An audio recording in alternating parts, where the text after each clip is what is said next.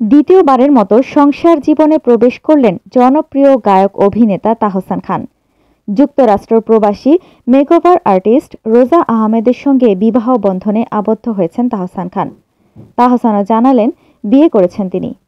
শনিবার ৪ জানুয়ারি সকালে দেশের এক সংবাদ মাধ্যমকে তাহসান বলেন, হ্যাঁ, বিয়ে করেছি। কোনো আনুষ্ঠানিকতাও করা হয়নি। একটা ঘরোয়া আয়োজন ছিল, সেখানে এই ছবিগুলো তোলা। শনিবার সন্ধ্যায় বিস্তারিত জানাবো। শনিবার সকাল থেকেই সামাজিক যোগাযোগ মাধ্যমে তাহসানকে নতুন জীবনের শুভেচ্ছা জানাচ্ছেন ভক্ত অনুরাগীরা।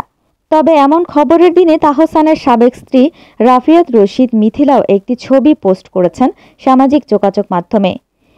মেয়ে আয়রা তেহরিম খানের সঙ্গে একটি মিরর সেলফি নিজের ফেসবুক স্টোরিতে আপলোড করেছেন মিথিলা। শ্রীজিতের সঙ্গে মিথিলার বিয়ের খবর প্রকাশ্যে আসার পর তাহসানও মেয়ের সঙ্গে ছবি পোস্ট করেছিলেন। সেই একই দৃশ্যের পুনরাবৃত্তি ঘটল আজ।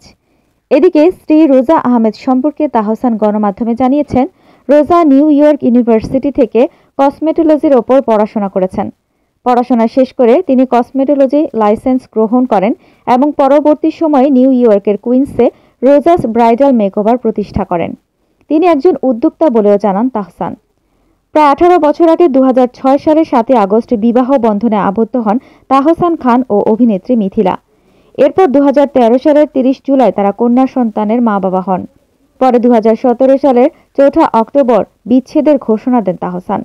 নিজের অফিসিয়াল ফেসবুক পেজ থেকে এদিন দুপুরে তাহসান ও মিথিলা যৌথভাবে তাদের বিবাহ বিচ্ছেদের ঘোষণা দেন। সাবেক এই দম্পতির বিচ্ছেদের বিষয়টি তাদের অনেক ভক্ত সহজভাবে মেনে নিতে পারেননি। পরে মিথিলা ভারতের চলচ্চিত্র নির্মাতা শ্রীজিতকে বিয়ে করেন।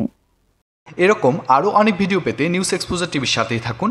চ্যানেলটি সাবস্ক্রাইব করুন এবং সাথে বেল আইকনটি বাজিয়ে দিন। আসসালামু আলাইকুম।